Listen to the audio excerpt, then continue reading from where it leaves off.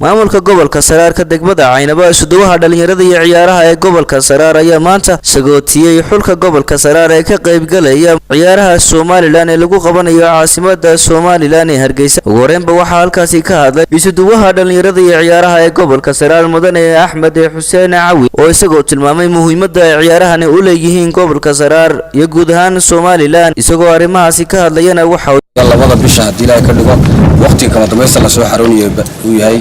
ka qayb galo tartankii ciyaaraha gobolada Jamhuuriyadda Soomaaliland hadii la ka dhigo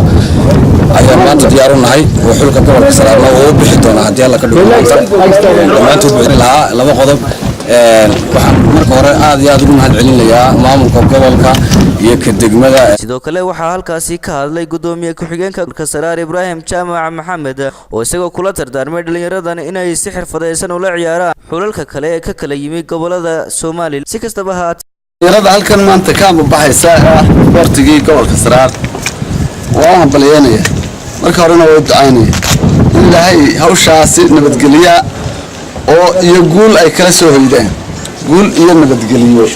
inay kala soo noqdaan baan uga balyeynaya gobolka Saraar nabad inay gacmaha isqabsadaan kana shaqeeyaan horumarkooda oo ay horumarkooda ka shaqeeyaan uga soo jeestaan